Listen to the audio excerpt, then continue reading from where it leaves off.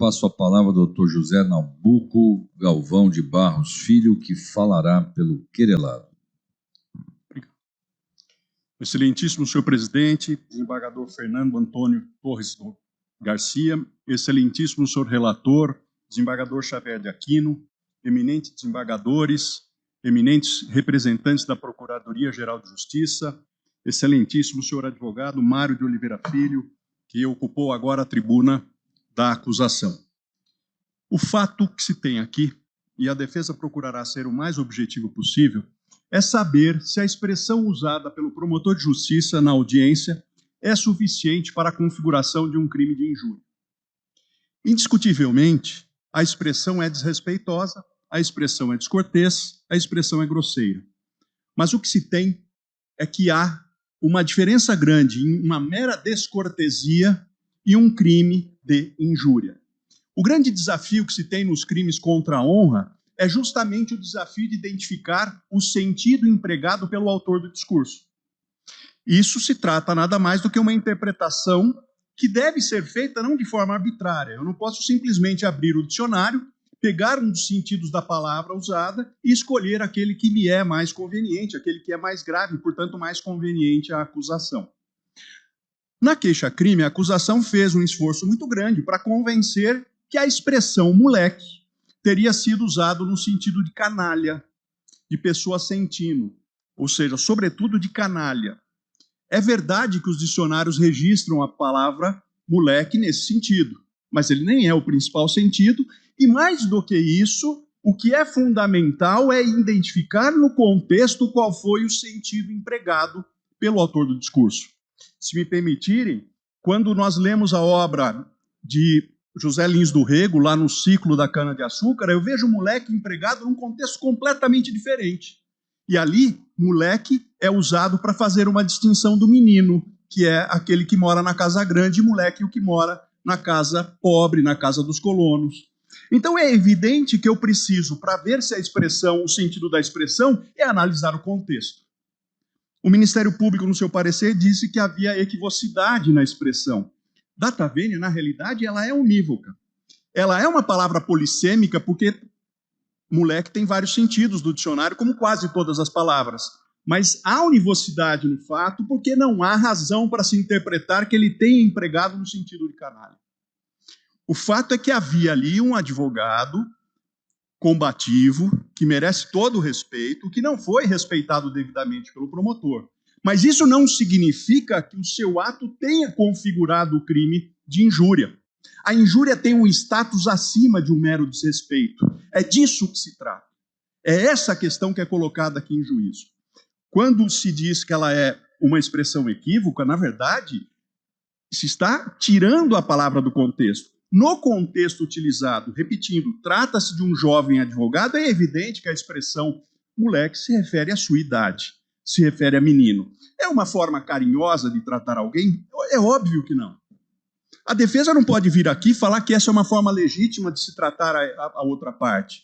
O que a defesa fala é que isso não tem status de injúria, porque em qualquer manual se ensina que nem toda descortesia configura o crime de injúria. É óbvio que há uma grande subjetividade aqui, mas o fato é que, analisando o contexto, uma resposta de inopino, uma resposta intempestiva, ele se excedeu, foi grosseiro, mas não cometeu o crime de injúria, porque não tem esse status, essa gravidade, essa expressão, a ponto de configurar a injúria.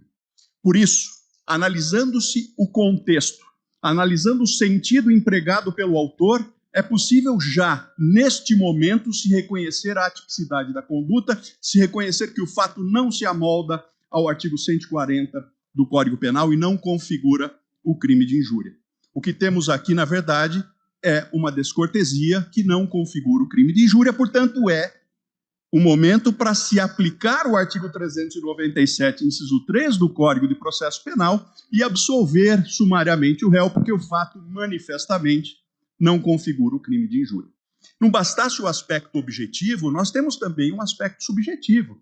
Ora, sabemos que o crime de injúria pressupõe para sua configuração o ânimos injuriante, que é a intenção de ofender. Na expressão de Mairink da Costa, é uma conduta especialmente dirigida a ofender a dignidade ou decoro de alguém, isto é, a honra no seu sentido subjetivo.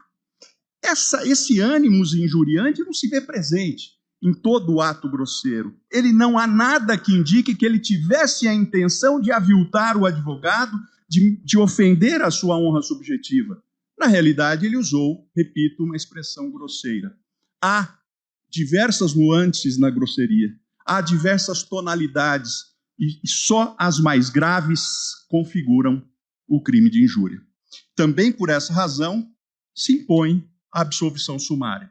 E, por fim, é evidente que a defesa também aponta a excludente de ilicitude. Afinal de contas, o artigo 142 do Código Penal, no seu inciso 1, fala que não configura o crime de injúria a ofensa irrogada em juízo na discussão da causa pela parte.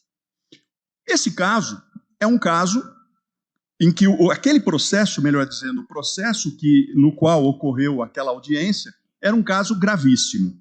Nós tínhamos ali um réu que vivenciou uma situação.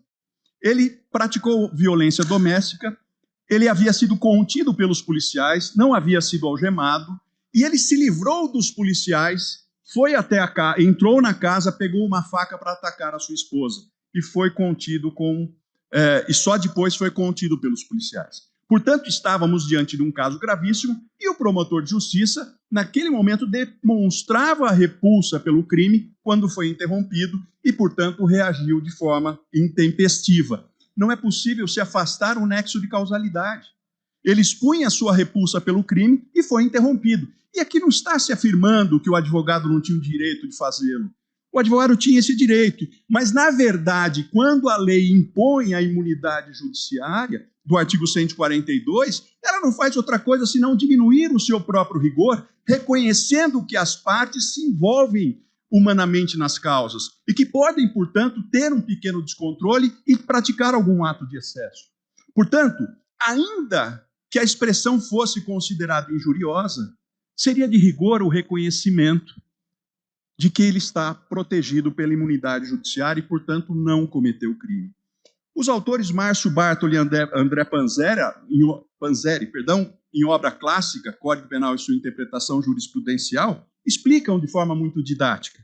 A defesa dos direitos das partes, o seu ardor, a tomada de posições, a veemência dos debates travados pelos procuradores, as versões apresentadas pelas partes, podem dar causa ao surgimento de ofensas contra a honra objetiva e subjetiva de alguém. É disso que se trata. Ele estava no calor do debate, estava diante de um caso gravíssimo quando reagiu de forma intempestiva, mas de forma não injuriosa. Portanto, a defesa também pleiteia a absolvição sumária, agora nos termos do artigo 397, inciso 1 do Código de Processo Penal. Muito obrigado.